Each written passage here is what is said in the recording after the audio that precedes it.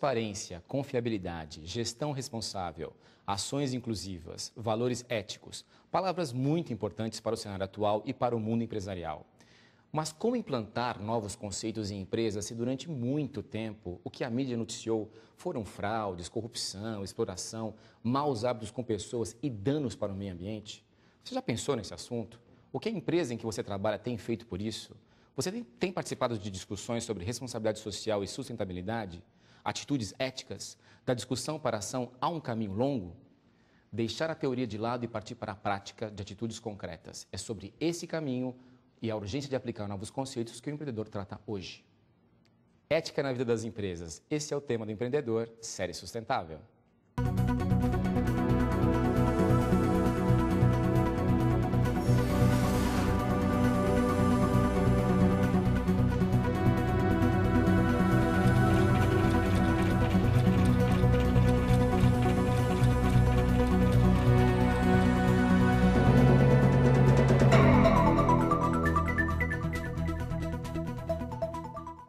Para falar de ética na vida das empresas, convidamos Maria do Carmo Whittaker, advogada, consultora e professora em ética empresarial.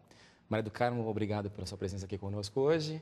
Eu é que agradeço o convite da TV São Judas, é um prazer estar aqui. Bem-vinda.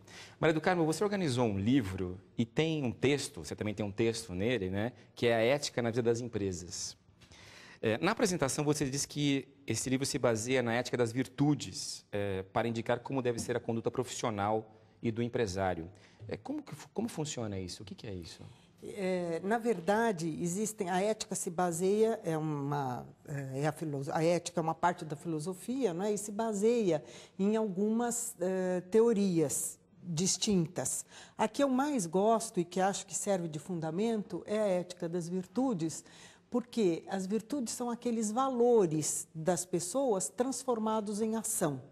Essa é a definição de Robert Solomon, que é um autor atual, professor da Universidade de Texas, que divulga as virtudes, a vivência das virtudes na empresa.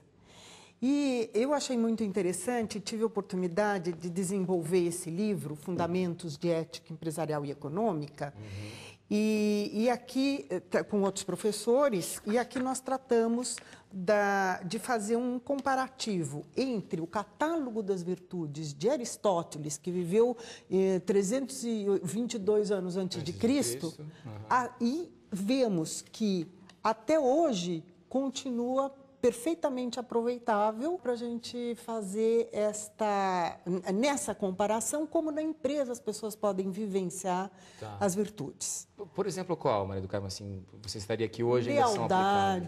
Já eram na época de Aristóteles? Sim, espírito de colaboração, é tudo o contrário do que a gente vê na vivência pela competitividade hoje, que é querer passar a perna no outro, esconder informação, etc. E, na verdade, haverá muito mais progresso no trabalho individual e para a empresa se todos colaborarem, se nós nos sentirmos dentro de um barco e remarmos na mesma direção. Com transparência, né? Porque claro, hoje que as empresas têm exatamente, isso é que eu acho que pode dar essa sustentabilidade. E já puxando sobre as empresas, né? Como é que você definiria a ética no mundo empresarial? Como é que funciona? Na verdade, quando a gente pensa em empresa, a gente não pode dizer a empresa está lá, a gente olha como se fosse uma pessoa, né? Está lá de terno, gravata, tal. Tem um CGC, mas ela é representada pelos seus diretores, pelas pessoas que a compõem, pelos administradores e até pelo último que foi contratado. São as atitudes dessas pessoas que vão tornar a empresa ética ou não, que vão imprimir um caráter ético ou não na empresa. Então, a empresa em si, a gente fala empresa ética ou não ética, na verdade nós estamos falando daquelas pessoas que representam a empresa. Tá, mas então se a pessoa tem, por exemplo, eu já ouvi casos assim, que a pessoa é ética na vida dela, mas que na empresa é um mundo mais agressivo e aí vale tudo. Não é isso, então, né? Não é isso, porque aí o que é ético para mim tem que ser ético para a empresa, Exato, é isso? É uma incoerência, Né? Ou então, já me aconteceu, em sala de aula tive oportunidade de falar sobre a cultura ética da empresa, como fazer a gestão da ética, etc. E um aluno dizia, bom, primeiro eu vou fundar a empresa, depois que eu conseguir recuperar o capital investido e ela conseguir caminhar sozinha, aí eu vou ser ético. Ora, é uma incoerência total. Né? Então, é um desafio, sem dúvida, porque não é fácil, nos dias atuais, viver exatamente de acordo com aquilo que a gente pensa e fala e gostaria que fosse. Claro. Tem que saber dizer não quando não tem a ver com a empresa, não respeita os princípios éticos, né? Não é porque o dinheiro está ali à disposição, o lucro é fácil, que você vai pagar qualquer preço por isso, né? Exatamente. E pensando exatamente nisso, né? Você acha que os líderes empresariais hoje estão mais preocupados com a ética? Olha, na verdade, estão mais preocupados, eu acho que muito mais em função da mídia do que propriamente por convicção. Tá meio de fora para dentro. Exatamente. E, aliás, há uma diferença muito interessante entre a lei e a ética. A lei é imposta. Então, às vezes a gente tem mais dificuldade de cumprir porque é uma coisa imposta de fora. A ética não, a ética vem de uma convicção nossa. Certo. Então, é mais fácil a gente seguir.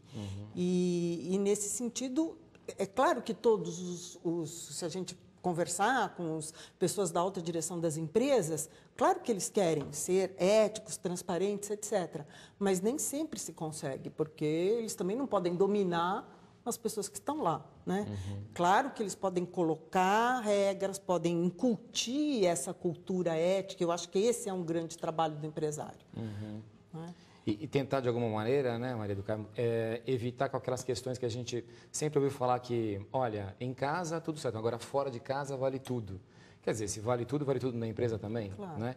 Claro, então, é uma questão de coerência da pessoa, né? Se ela tem até uma vez teve um aluno na sala de aula em que eu vou tratando, num curso de administração, eu vou tratando de diferentes campos da ética. Ética em recursos humanos, em finanças, em marketing, etc. Um dia eu entrei na sala de aula e estava lá, escrito na lousa, a ética no pagode. E o aluno me ofereceu uma oportunidade excelente de explicar que a ética está na vida da pessoa, toda ela.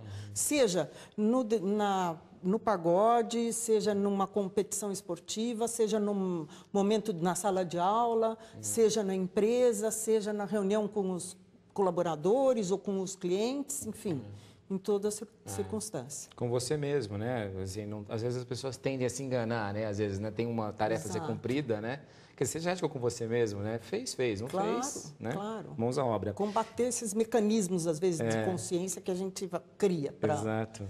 E para a gente deixar assim, de uma maneira bem pragmática, bem na prática, o que é ser ético numa empresa?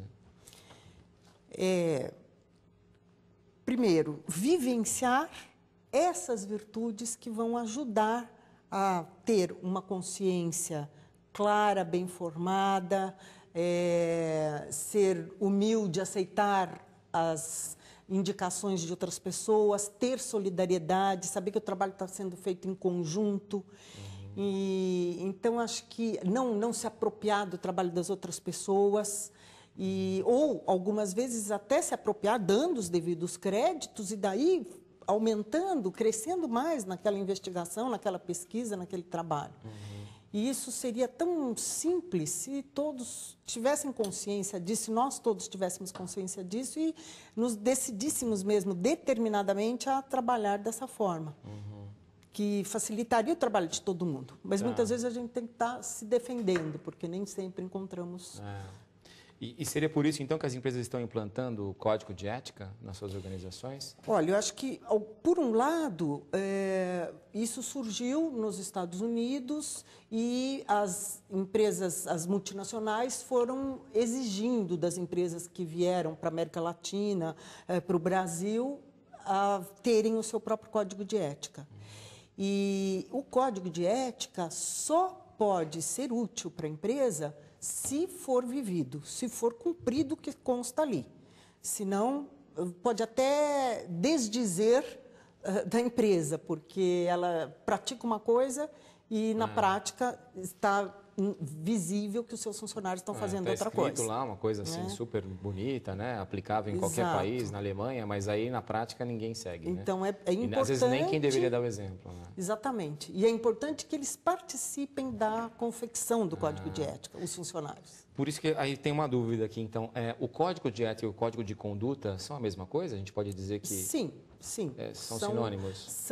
Podemos falar, na verdade, os filósofos fazem uma distinção entre ética e moral e todo um elaborado, mas que é muito abstrato. Eu acho que aqui nós podemos falar ética, moral, está ligada à conduta da pessoa e à atitude. E é isso que...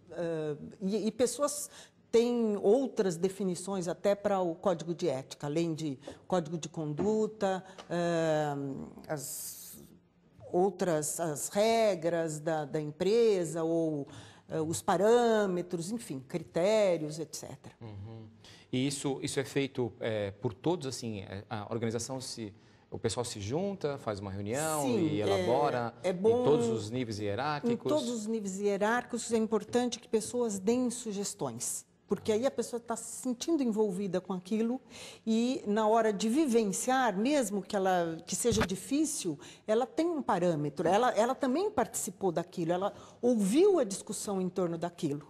Né? Tanto que o Código de Ética deve retratar a missão, a visão e os valores da empresa e de uma maneira palpável. Quer dizer, se a empresa ainda não está preparada para vivenciar o Código de Ética, é melhor esperar um pouco.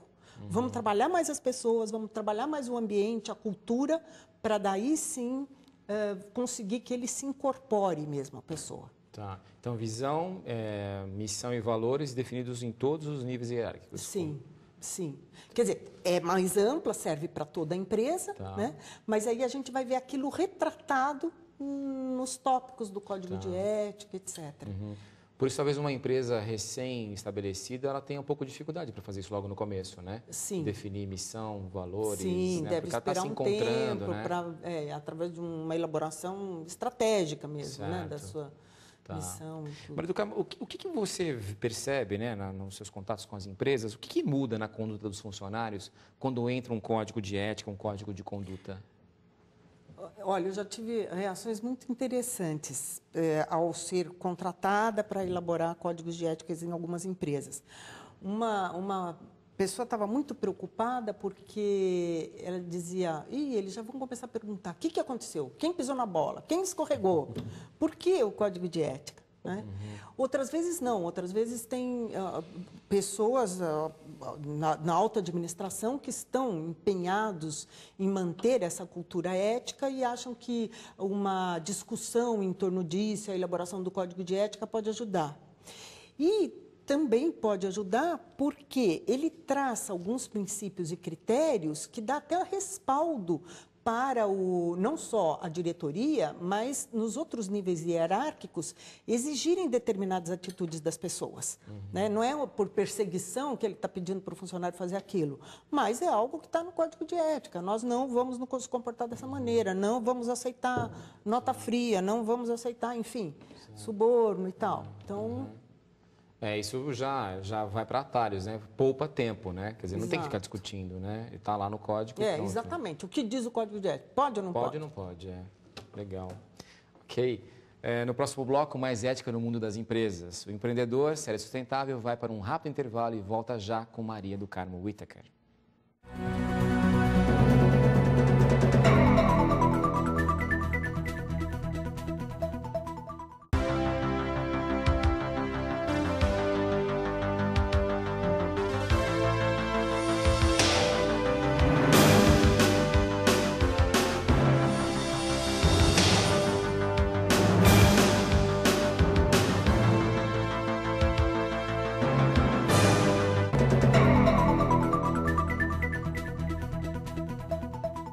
Este é o programa Empreendedor e a convidada de hoje é Maria do Carmo Whittaker, consultora e professora em ética empresarial. Maria do Carmo, uma questão que me ficou martelando aqui no bloco anterior isso que a gente estava falando, que a ética vem de dentro para fora, né? E quando nós vamos para países, assim, visitando ou tendo contato com empresas de países como Alemanha e Suíça, nós sempre ouvimos falar que as leis lá funcionam mais porque a ética realmente vem de dentro para fora, então o poder público teria menos o que fazer, né? Então, teoricamente, essas empresas funcionariam com mais ética do que empresas brasileiras, nas quais as pessoas, né, que são os organismos vivos que estão nessas empresas, não têm essa questão da ética delas, né? Teria que vir de fora para dentro.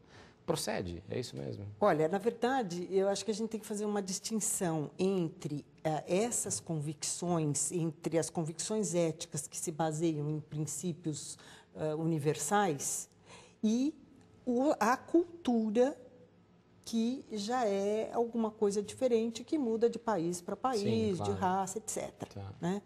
Então, conceitos universais, como, por exemplo, a lealdade, a solidariedade, etc., em todos os países nós encontramos pessoas que admiram e valorizam, né, esses conceitos. E outras, agora, claro que as culturas são diferentes e é preciso adaptar as culturas. Não que a ética seja subjetiva, não. Eu acredito que a ética baseia-se nesses valores que são objetivos, né? Mas, de acordo com essas circunstâncias, eles vão aplicar esses valores. Mas não é para aplicar no Brasil dando um jeitinho, né, como nós conhecemos.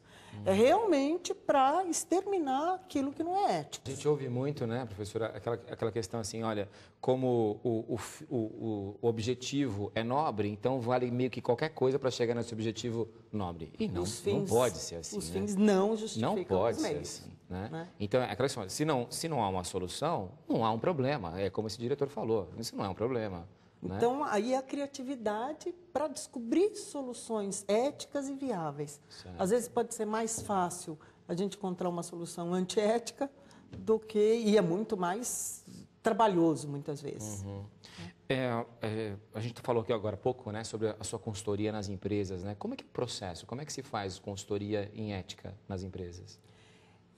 Normalmente, sobre a implantação de códigos de ética, ou algumas palestras para sensibilizar e conversar com as pessoas sobre esse tema.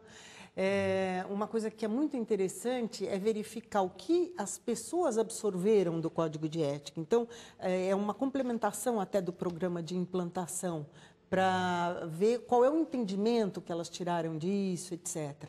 Então, tem coisas interessantes, perguntas assim que a gente pode fazer e alguns debates, etc., que podem ajudar a perceber isso. Mas você participa do processo inicial, da formação desse código de conduta, de ética também? Sim. Algumas vezes sim. Desde o início. E isso é o que, em geral, dá mais resultado, porque a gente vai conhecendo, primeiro levantando aí alguns problemas nevrálgicos, etc. Depois a gente vai conversando com grupos de pessoas que são de departamentos diferentes. E aí, até a percepção que uns têm dos outros dentro da empresa vai mudando. É claro que essas reuniões são absolutamente sigilosas, a gente deixa as pessoas à vontade para falarem tudo, e isso ajuda muito na conversa e na percepção do que está acontecendo. Né? Aí a gente tem algum esquema de perguntas para eles responderem, e daí a gente vai tirando o que pode ir para o código de ética ou não. Aí define os tópicos, que o público envolvido, etc., e quais são os itens. Quanto menor for o código de ética, melhor. Ao contrário, exatamente dos americanos, que têm o costume de detalhar nas mínimas, nos mínimos aspectos, todos os itens. Né? E quanto mais critério geral for fornecido, melhor. Depois, cada departamento pode fazer uma espécie de um regulamento específico para o seu setor, seja finanças, seja uso de internet, etc. Como é que surgiu o site Ética Empresarial? Na verdade, eu fui convidada por um advogado que tinha um portal jurídico e tem até hoje o portal Academos. E nesse portal ele queria colocar uma parte específica da ética nas empresas. Porque os advogados estão acostumados a tratar da ética, assim como todas as profissões regulamentadas, na sua profissão. Relação entre os profissionais e o órgão de classe que fiscaliza, os clientes, etc. Mas esse aspecto da empresa era uma novidade, ou foi uma novidade no início. Inclusive porque pessoas dizem que ética e negócios é incompatível. Ah, é? Então, essa é a máxima. Ou que ética e lucro é incompatível. Né? Então, era... E eu achei muito interessante, ele, como me viu envolvida com esse tema, me convidou para abrir um domínio que é www.eticoempresarial.com.br. Esse é o site, www.eticoempresarial.com.br. Exato, e está hospedado nesse portal jurídico que é o portal Academos. Tá.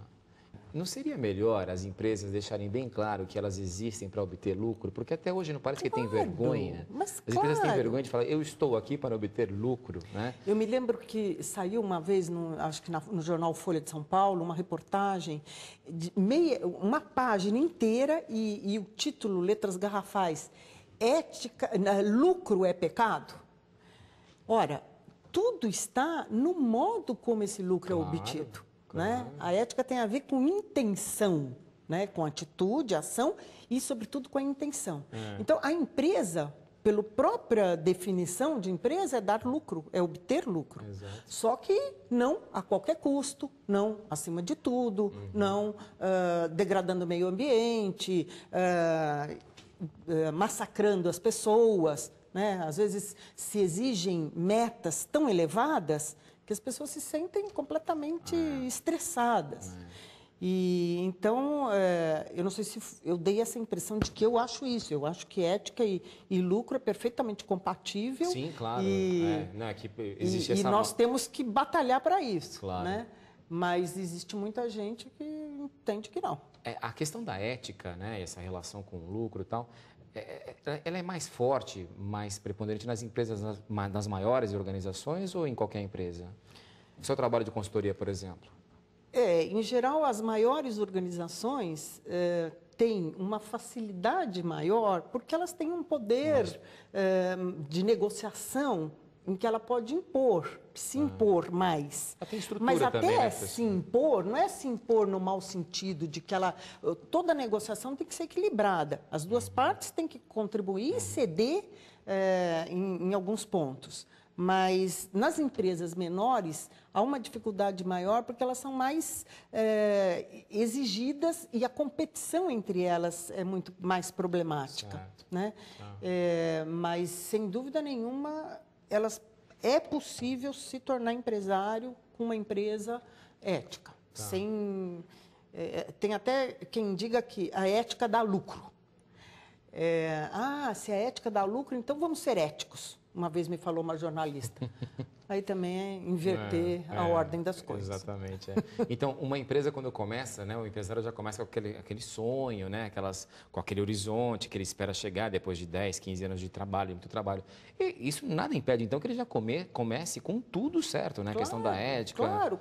Pode ser que ele tenha que suar muito mais a camisa para obter todas as autorizações que ele precisa, para atender às exigências que algumas vezes até são absurdas. Né? E aí eu acho que a gente tem que trabalhar mais para mostrar para as autoridades esses absurdos e tentar levar tudo pelo caminho correto. Tá. Como a gente fala assim dessas regras, a gente acaba falando do setor público, né? Dá para dizer que evoluiu essa questão da ética no setor público no Brasil nos últimos anos, no seu relacionamento com o setor privado? Olha, eu acho que a mídia tem feito um trabalho de divulgação muito grande dos casos escabrosos que acontecem. Né? Então, isso deixa a gente bastante impressionada e achando que no setor público não tem solução. Mas, se a gente disser que no setor público não tem solução, é negar que o ser humano possa ter uma vida digna e ser ético. Né? Então, eu acho que, visivelmente, é muito mais difícil porque dá a impressão que a pessoa entra para o serviço. E, aliás, o ideal seria isso. O maior número de pessoas éticas que entrarem para o serviço público, tanto melhor, porque tornariam mais digno, né? Mas nem sempre as pessoas conseguem enfrentar e se veem assodadas por todos os lados e tudo mais. E o importante é que tenha firmeza e determinação para conseguir Então, sobreviver. O fato da mídia, da democracia, você acha que isso tem ajudado? Isso eu acho que pode ajudar. E o importante é também punição. Né? Quanto mais houver de punição e as pessoas se conscientizarem dos seus erros, acho que a gente vai aprendendo. Vamos trabalhar e vamos acreditar, não é isso? Muito bem. É isso aí. Maria do Carmo, muito obrigado pela sua presença conosco hoje. Imagina, foi um prazer. Apesar que nós teríamos muito mais assuntos, né, para tratar aqui. Sim, o prazer foi meu, poder contribuir aí. Obrigado. O programa Empreendedor de hoje falou sobre ética no mundo das empresas com Maria do Carmo Whittaker. Espero que tenhamos esclarecido um pouco mais sobre a ética empresarial. Até o próximo.